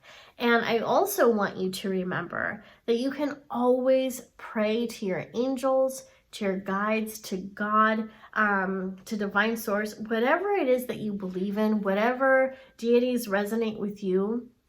The more you start speaking to the universe, the more the universe will start speaking back. And you'll start to find that different opportunities make themselves available, different roads start to open up, different forms of, I want to say, courage and insight and excitement will start to open up inside of you. You will feel yourself becoming a new person, and it's going to be amazing. And there might be some resistance, and there will definitely be people in your life who are upset with you because they don't want you to change. They like being able to keep you under their thumb, but you don't need to deal with that anymore. Those days are coming to an end. So know that I'm excited for you. Know that great things are happening for you. And please continue to keep that faith in yourself. The most important relationship you will ever have is with yourself. That's why you need to become your own hero and become the master you seek. So thank you so much for watching this reading. I do hope that it was helpful to you. And if you'd like to give me feedback, you can go ahead and leave a comment in the comment section down below. And if you know anyone else who might find this reading helpful, make sure they're open-minded. I don't want you sending this out to other people who are going to be like, oh God, you believe in this stuff? That's so stupid. You've had enough of that. You don't need to open yourself up to more criticism. But if there is someone that you know of who might enjoy this reading, who might enjoy knowing about their karmic cycles and how they can end them, please share this with them. A lot of times people are looking, or a lot of times people want this information, but they don't know where to find it. I can talk, I swear. So please forward this to them. And anyways, thank you so much for joining me, and I'll see you next time. Hey, my friends, this is for those of you who chose group number 4 or you chose this sun charm. Let's go ahead and take a look at what your cards have to say regarding where you are in the karmic cycle and how you can shortcut it. So the first card we have for you is Lord of Lions, Seek a Wise Elder. So this card is encouraging you to find a mentor. And this is going to be the type of mentor who works with you directly. I do feel like it's going to be someone who is actually elder. So that's not just, it's not that they have the vibe of someone who's older. It's not someone who's a wise old soul in a younger person's body. This is going to be someone who has plenty of years and life experience here on this earth. So someone who has plenty of years of experience here on this earth is going to help you with the practical application of different things on this earth. And I don't know if that's necessarily what you struggle with per se, but I do feel like that is an area where you can improve. So many of you who chose this group, who chose this pile of cards, I feel like many of you are trying to figure out how you can start your own business, or maybe you need to be more successful in a specific area of your life. And it feels like those of you who chose this group of cards are concerned about things that are happening in the more physical realm, in a physical environment. And so that is why you are being guided to seek a wise elder, someone who has the experience in the field that you're trying to attain, or the level of success that you want to attain. So you are being guided to find someone like that who can help you through this current karmic cycle, so you can gain the information that you need to reach your goals, to reach your dreams, to get to where you want to go. All right, so let's go ahead and take a look at your next set of cards. Here we have the 8 of Swords. So this is someone who's feeling trapped. The next card I have for you is the 2 of Pentacles. Sorry, these are looking a little crooked on my on my screen right here. And then we have the Page of Swords, the Six of Rods, and the Ace of Cauldrons. So this is fascinating right here. So when we are looking at your karmic cycle and where you are, we see that you have been feeling trapped for quite some time. But for many of you, I don't feel like this is necessarily trapped. It is stuck, because trapped means that you absolutely cannot get out of something, right? Like trapped would be being in prison. Trapped is being locked in a marriage that you can't get a divorce from because finances and everything are tied together. And while that's some of you watching this, most of you, this is about being stuck. This is, you don't have the resources to do what you need to do. You don't know what your next move should be. This feels like you're just at a standstill. You're at a halt. You don't know what your next move should be. Then the next card we have is the Two of Pentacles, and this is you juggling earth obligations and responsibilities with the things that make your heart sing. I also think that for some of you, this is about juggling your spiritual life with your physical life. So you're having a hard time finding balance there. Next, we have the Page of Swords, and what this is telling me is that while you are an intuitive person, I feel like many of you who chose this group are more left-brained. I feel like you're more analytical. I feel like you're really good with numbers and strategies and business plans and things like that. So those of you who chose this group while you're intuitive, you are definitely problem solvers. Like, you like practical applications. You like things to be predictable. You like numbers. You like charts.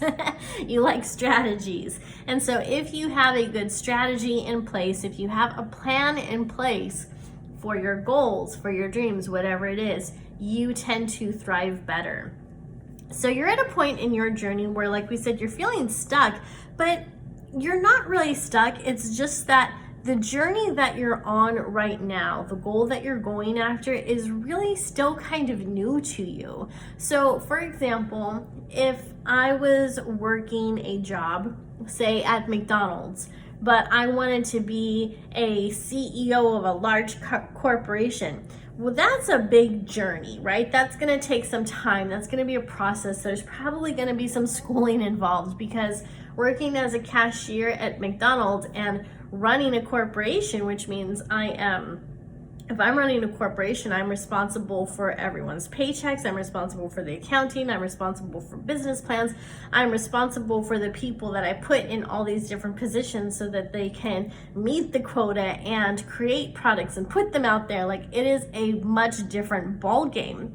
So regardless of where you are on your journey, for so many of you, I feel like this is career oriented, so that's why I'm using this as an example. You're at the beginning stages, and that's why this is coming up as the Page of Swords. So you're still towards the beginning or middle beginning. So you're quite a ways away from where it is that you'd like to be in your entrepreneurship or in your goals or whatever it is. There's still some learning that needs to take place. There's still some knowledge and experience that you need to gain under your belt before you can get to where you're going to. Next card we have is the Six of Rods, and the Six of Rods is actually about being praised for your hard work. And so many of you who are going after whatever it is you're going after, you are entering a time when people are about to recognize you for your hard work, for your creativeness, for your intelligence. And there are probably people in your life right now that are talking gossip behind your back, and you know who these people are. But there is a new group of people who will come forward, and they're about to sing your praises. So keep going down that road, keep learning, keep soaking in new information, keep moving towards this thing, because you are about to get recognized. The right people, the right resources are coming for you. And the next card that we have is the Ace of Cauldrons. And so this would represent the element of water, which in turn represents emotions and intuition. And it's interesting that this came up, in that the Ace of Cauldrons is what came up, because the aces in tarot are always about a beginning stage. So you're beginning this type of course, or this type of journey. So for many of you, you may be wanting to start an intuitive business. You want to be a professional Reiki practitioner. Some of you maybe want to be spiritual teachers, but there is something involving intuition on your goal of entrepreneurship. And then the other thing that I'm seeing too is that for some of you, you're not interested in having an intuitive business, but what you are learning is how to use your intuition to guide you through business, right? You're using how to incorporate the practicality and the intuition together so you can make better decisions, so you can follow your heart's desires, so you can truly live a life that you enjoy and that you truly love. So when it comes to your karmic cycle, you're actually on your way to really good things. And I'm not seeing this as the type of cycle that repeats over and over again. I feel like for many of you, this is going to be your last round with some type of karmic debt. It's being paid off, but you're also in a process where that karmic cycling is being turned on its head. So whatever shortcomings you may have, whatever karmic debts you have, they're all coming to an end. It's paid in full, or it's about to be. And now you're on a path where you can experience some really good, wonderful things. All right. So let's go ahead and take a look at your next set of cards. Here we have Alchemy. Next we have the Lighthouse, followed by Shooting Star, followed by Interlude, and now we have Sinking Ship. Very interesting. So alchemy, as you know, is about turning lead into gold. And that's what we do in business sometimes, isn't it? We take people's problems, we solve them, and we help them to find, whether it's through our products or services, a way to be happier, right? That's what most businesses do, is they solve some type of problem, whether it's for another business or for its a consumer directly. And so with alchemy coming up for you, this is about you taking nothing and turning it into something, specifically your career path, the new business that you're starting. Again, I feel that most of you who were drawn to this pile, you're looking at entrepreneurship. So you've either already started your own business or you're looking into starting one. So this is about you being able to create something out of nothing, something valuable. You're creating something valuable. The next card we have is the Lighthouse. And the Lighthouse is reminding you that you need to shine. If people are going to know about your products and services, you have to speak up about them. You have to start talking about it. You have to let people know that you have what it is that they're looking for. One of the things about a lighthouse, and I'm sure you know this, is that a lighthouse was created to prevent ships from basically crashing into the land, because during a storm, during a dark night, a ship would not be able to see the shore. And so a lighthouse was there so that these ships and these boats would know that they're approaching land. And that is one way to look at your business. Whatever product it is that you're creating, whatever service it is that you want to put out into the world, you're basically letting people know, hey, like, I'm the light, I can help you, I have the answer, I have the solution, I want to help, right? Lighthouses are very helpful. You are very helpful, and you have to know that what you want to bring into the world is something that the world needs, and that there are people who will find value in your products and services. And then also, you have a way of presenting yourself that is unique. Like, even though other competitors may sell the same product you do, the same service you do, there is something about your delivery or process that is unique. And it is very different from what everyone else is putting out there. So remember that. Remember that you're unique. You are one of a kind. People want what it is that you have to offer, okay? Next card we have is the Shooting Star, and I love this because this would be about dreams coming true. So your dreams are on the way to coming true. That's so important for you to keep in mind. And I would encourage you to continue to put those wishes out there, to wish upon a star, to do some, full moon manifestations. Just always make the best wishes with an open heart. You can put those wishes out to the universe in forms of prayers too, but know that your dreams are on the horizon. They are all coming true for you. So keep putting those wishes out there. The next card we have is Interlude. And in this card, we see a woman and she's kneeling by her sword and it looks like she's praying. And I feel like this, well, there's two things that I notice about this actually. So one is that with the sword, that is meant to protect you, right? It is meant to keep you safe, but her sword is down, meaning that she doesn't currently need it, but she's also praying. And so I feel like this is saying that you can pray for protection. You can pray for good things to happen. You can pray for the universe, for God, for the angels, for your guides to intercept life on your behalf, to bring forth good resources and people, whatever it is that you need. And you can also ask them for comfort when you're sad. You can ask them for encouragement when you need courage. So just keep in mind that your spiritual team is close to you and they will help you with anything you need help with.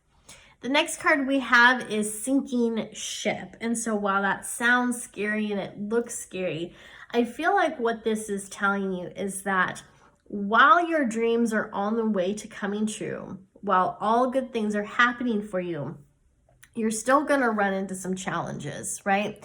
So it's not completely smooth sailing, but it's still adventurous. It's still wonderful. It's still going to be a good thing. So and then it's also telling you to avoid those sinking ships. And sinking ships, they can be pretty hard to spot because a lot of times when we're working on something, different opportunities start to arise for us, and that's wonderful. But the problem is that some of these opportunities are really distractions.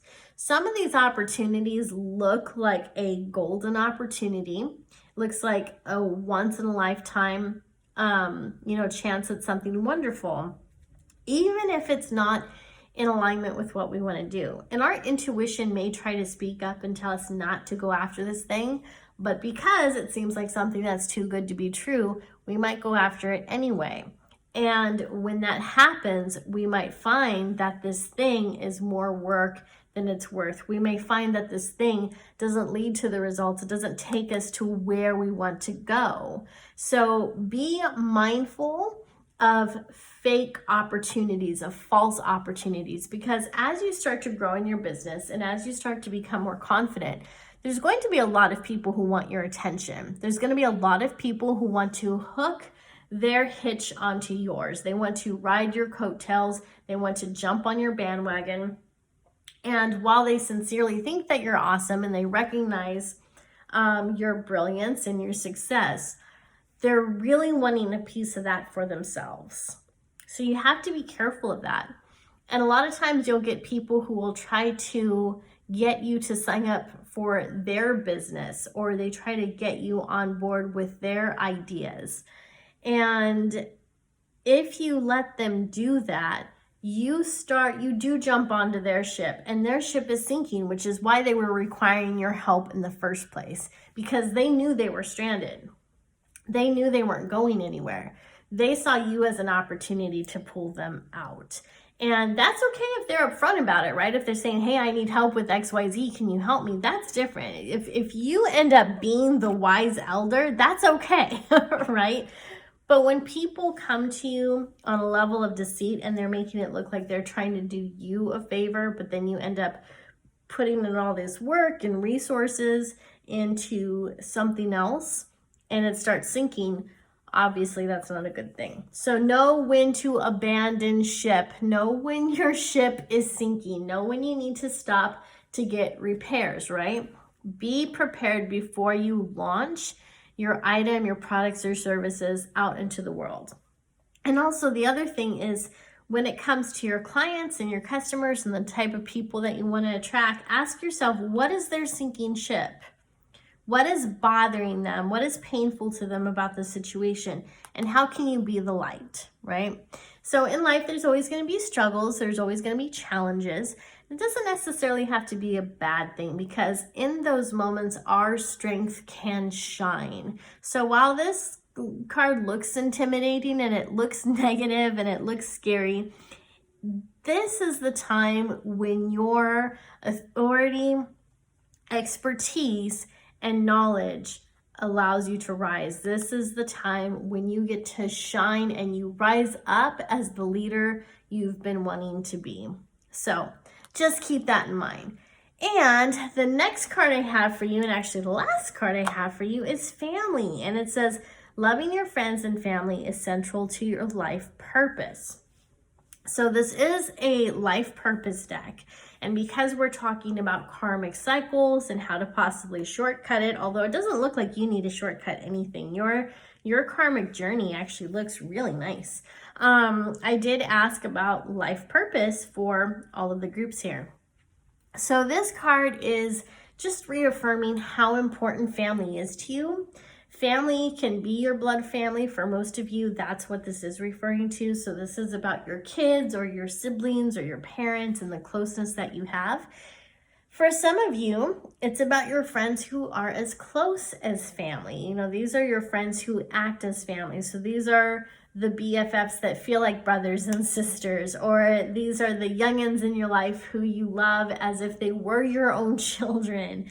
And so this card is reminding you to keep your family close, because family is precious. And if you want to succeed in life, making your family, whether it's your soul family, your friend family, your blood family, whichever one of those is the healthy tribe, they need to be central to your being. They need to be central in your life, because it is through them, it is through the love that you gain from them and the love that you give to them, that all of these other things hinge upon, right? It is so important to be a part of a healthy community where you feel safe, where you feel loved, where you feel valued.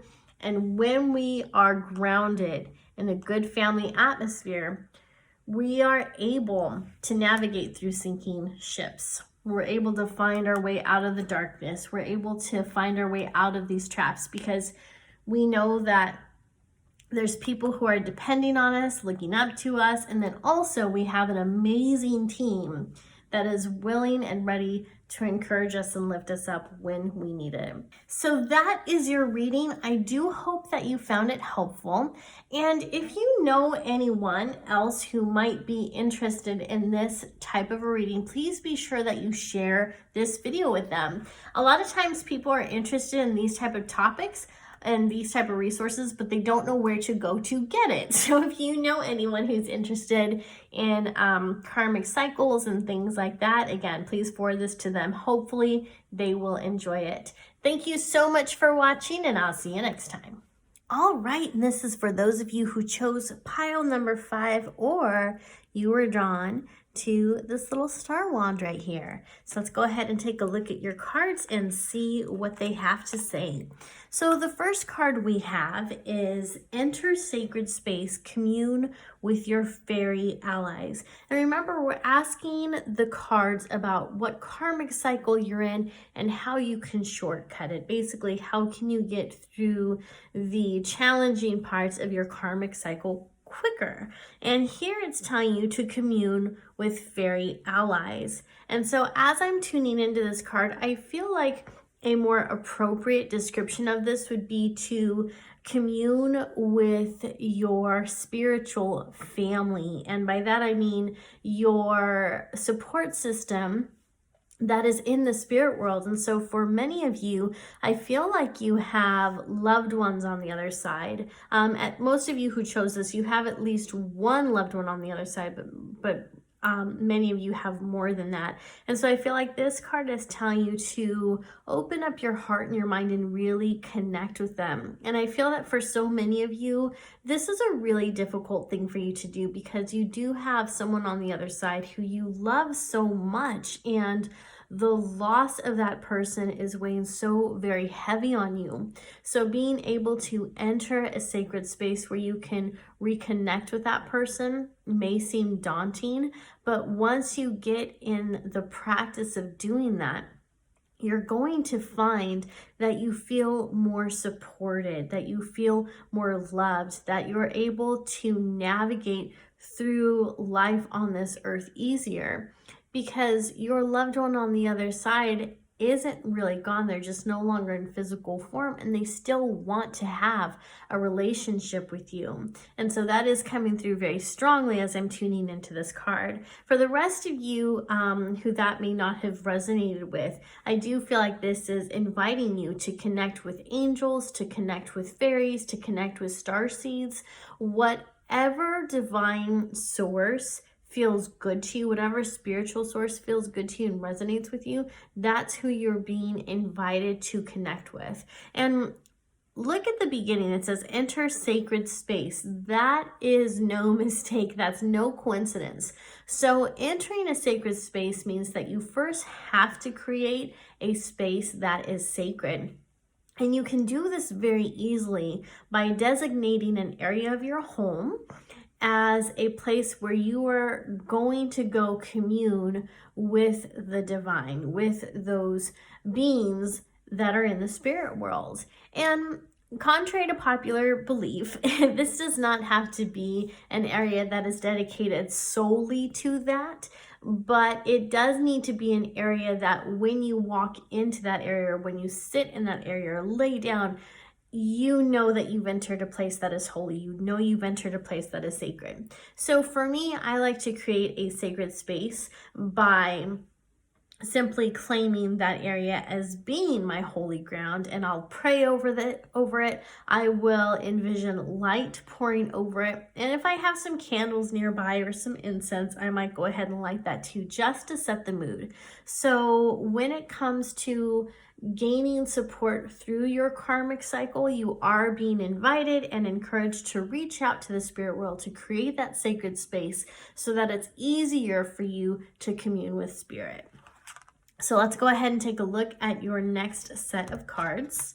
All right, so here we have the Knight of Rods, the Knight of Cauldrons, the King of Cauldrons, the Five of Pentacles, and the Five of Cauldrons. And as I am asking about your karmic cycle, it looks like there is a lot of masculine energy here.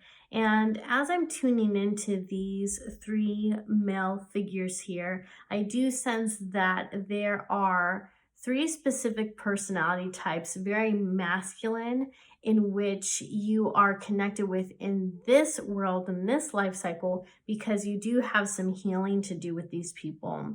So there is some type of soul contract that is at play with you and these three different masculine energies. I do feel that for many of you, these masculine energies are male. So it could be that there is, for some of you, it could be that there is a female with strong masculine energy, but for most of you, these are strong male figures. And I feel that this is about you healing so many past lives in which you were not treated nicely by men, and we're seeing that same karmic cycle play out. So you may have had past experiences in this lifetime in which men have used you. They have treated you like your property. They've been abusive. They've been very controlling. So we see that there is a lot of toxicity happening here. And then also in this card, we have the Five of Pentacles. And as I'm tuning into that, this does feel like debt. This feels like mismanagement of funds. And this may not be mismanagement of funds on your behalf, but it can be mismanagement of funds on behalf of a partner or your job. So there is someone in your life, or perhaps there's been several people in your life in which you're semi-dependent on receiving some form of income. And right now, because of how grossly those funds were mismanaged, you have not been receiving the money that you need in order to get your needs met. So that's very scary and very frustrating. And that's leading to this energy of the Five of Cauldrons, where you're just beside yourself and trying to figure things out, and there doesn't seem to be a solution. And what's frustrating is while you're in this energy of already feeling sad, of already feeling frustrated and overwhelmed, and you're sitting down and you're really trying to get your wits about you and problem solve, it's like there's this other problem that's just waiting to hit you over the head. And there's a part of you that may sense that something else is coming or is worried that something else is coming, but it's like you don't even have the energy to focus on that. Like you don't have the energy to even pay attention to this issue behind you because you're still focused on all this. This is what is taking precedence at the moment. And because we're asking about karmic cycles, this is energy that keeps repeating in your life over and over again in this lifetime, but it may take on different forms. I feel like these two personalities have been rather consistent. So these are probably people that have been in your early adulthood or childhood that keep popping up somehow. For many of you, this player is going to be different. This person, this actor is showing up in different ways, in different, I want to say, well, for some of you, this person's showing up in your 30s, or he may not pop up till your 50s, so I'm getting just mixed information regarding how he fits into the life of those of you who are watching this. And then again, mismanagement of funds, the inability to pay your bills, the inability to save money, that has been something rather consistent for you. And then the Five of Cauldrons, that feeling of overwhelm and frustration and not knowing what your next move is because you're somewhat at the mercy of these other people in your life.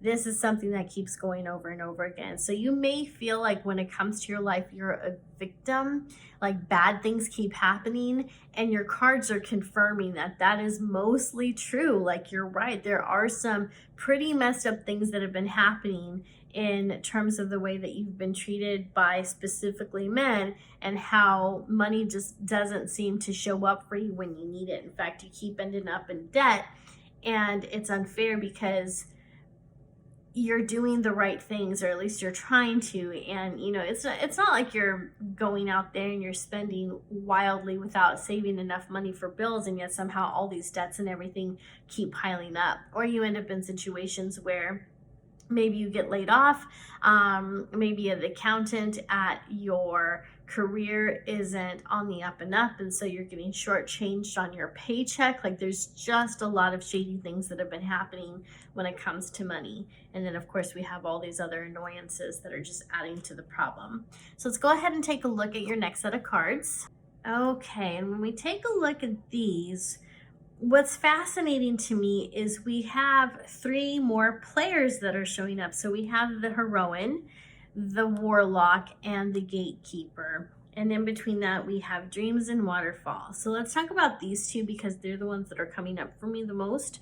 The Heroine is a female in your life, or someone who at least has that feminine energy, who has been very nurturing and compassionate towards you. And she is someone who has been loving towards you.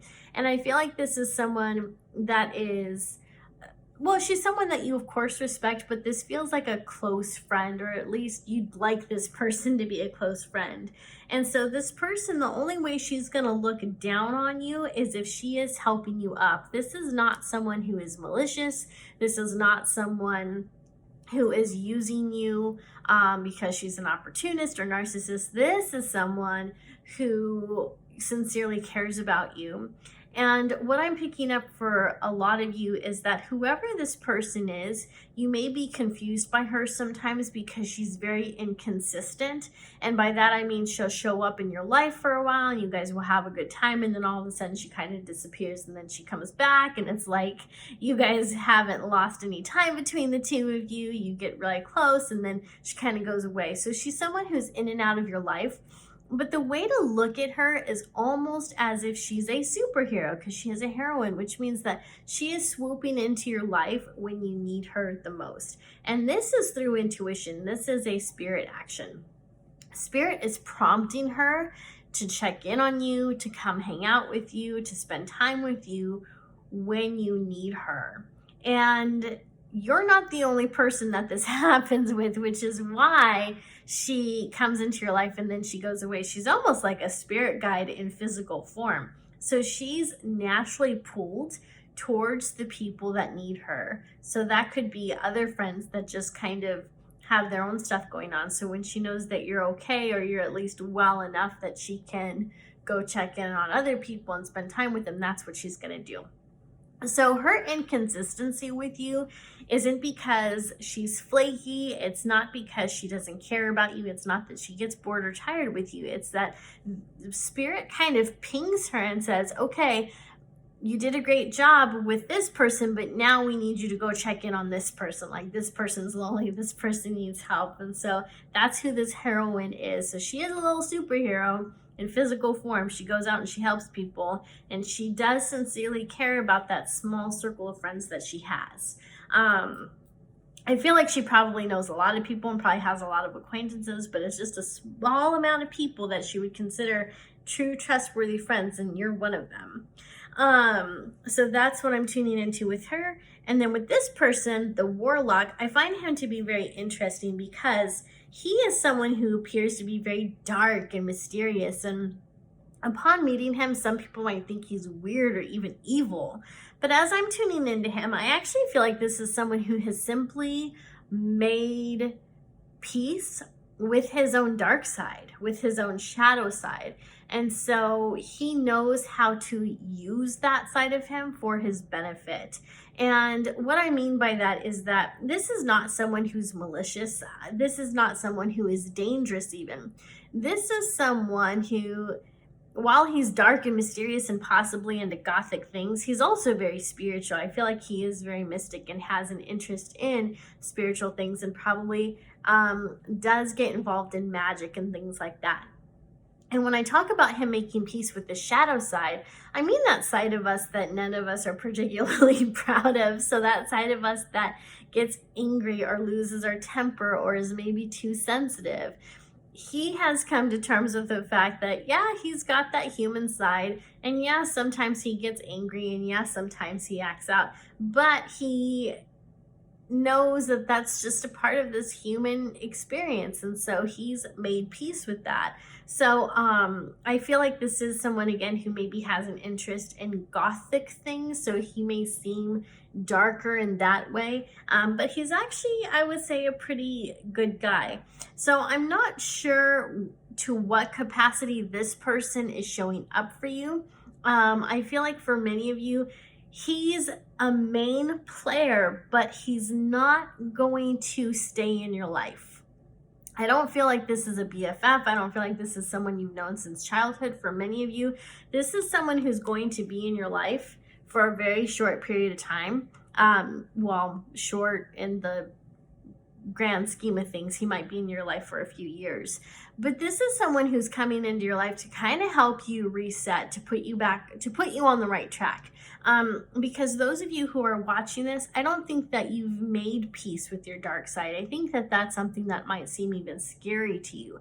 I think many of you are in denial of your shadow side, or you don't see yourself as someone who is worthy of love and affection and good things. You feel worthless sometimes. And so this person is coming into your life, or he's already arrived, because he's going to show you that you can have a dark side and still be a good person. He's going to come into your life in all of his weird, mystical, gothic glory, and show you that it's cool to be weird. Like, you can still have confidence in yourself. You can still like yourself, even if other people don't particularly like you. So he's going to teach you independence simply because that's what he's modeling for you. So I do see him being a significant role model for you. He may not be someone that you have like a deep friendship with, but he is going to be someone where you're like, oh, that person's kind of interesting.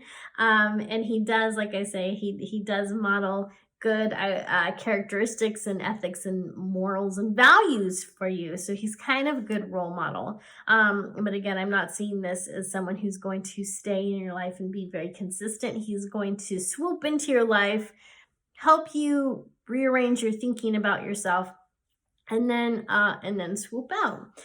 So before we get to the gatekeeper, I do want to go over these two cards right here. So with the dreams card, I feel like you are someone who gets a lot of visions, and I feel like for many of you this is going to be daydreams, but for some of you these are the dreams that you have at night. So I feel like that's one of your intuitive superpowers, is that you dream of the future. Your dreams are heavy with significant visuals, I guess you could say, and archetypes and signs.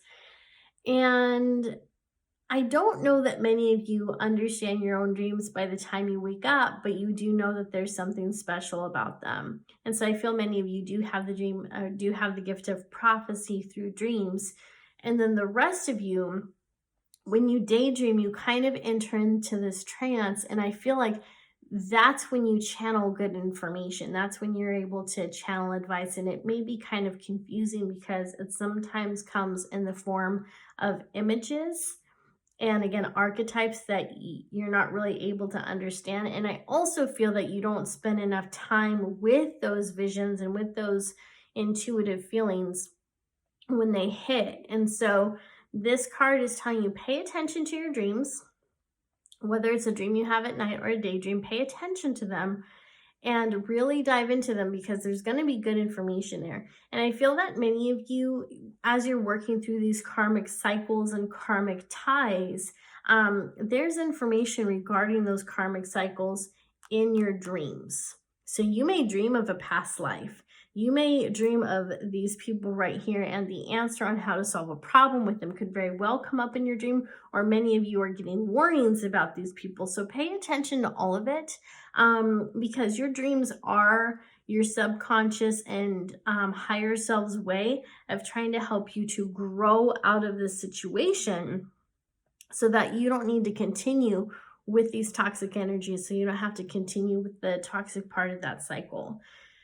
The other thing that I do want to mention before I move on is that I feel like when it comes to these three people right here, I don't feel like you need to have like a big show off or showdown with these people. It's more like there's a part of you that just grows up emotionally and spiritually, like as you're developing on a personal and spiritual level, these people just sort of fade away.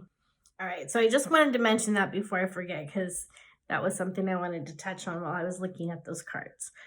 All right, so moving on to the waterfall. I feel like this would be a beautiful ritual for you to do, because I feel like this waterfall is very much about a cleansing. It's almost about a baptism. It's about you going through a ritual that you yourself can put together and letting go of this karmic cycle of opening up your energy and connecting to divine source and showing deep gratitude and relaying deep gratitude for all of the experiences that you've had in this lifetime and in past lifetimes, and letting the universe know that you don't want to continue with this cycle anymore. You want to have a rebirth. You want to be renewed here on this life. You want to enter into a new life cycle, one where the people in it are healthy, one where your needs are met and you're not around people and you're not dependent on people who are mismanaging your finances and therefore making life difficult for you. You don't want to be in a life cycle in which you're constantly frustrated and overwhelmed and maybe hopeless and can't find the answers. You can call in a new life cycle because you've learned the lessons that needed to be learned. But now you're just kind of trapped in this energy that keeps repeating. So the problem with energy is that once it takes up speed, it's hard to end it. It's hard to make it come to a stop. And this heroine and this warlock are two people who have come into your life to help change this energy so that the cycle doesn't have to continue anymore. So really do your best to connect with Divine Source and let Divine Source know that you're grateful for these lessons. You don't feel the need to repeat them anymore, and you're ready to welcome in a life cycle that is beneficial to you, that is fun for you, that brings you joy. And then the last card I have for you is the Gatekeeper. And as I'm tuning into this card feels like it's so much about your subconscious. This is about, I want to say, that inner child, that part of you that never truly grew up. And this may be a portion of your soul that got a little lost, that got a little disconnected. And so this part of your soul is still frustrated and possibly traumatized over something that happened in your past. And that's when this part of your soul got split. And it took on sort of a child form, because when children are afraid, what do? They go run to their parents, they hide under their bed, they hide in their closet. They're trying to keep themselves safe, and so they hide. And so that's why I feel like this is a subconscious part of you, is because I feel like it's a part of you that you don't have a lot of awareness of. And it does feel like this is something that may have happened in early childhood that caused your psyche to split a little bit, that caused your personality to change in some way or another. So there is something that happened in your past that changed the way that you look at this world. And so that fearful part of you is still alive. That fearful part of the young part of you is still alive. And that is where a lot of your fear is coming from. It's another reason why you stay in this cycle, because the energy of this situation, the subconscious fear, is still at play. It's still very much alive and very present. And what you can do to get past this gatekeeper, which is part of your subconscious, is to embrace him or her. I'm going to say her because it's a female in this card. But if you're a guy watching this, of course it's a him.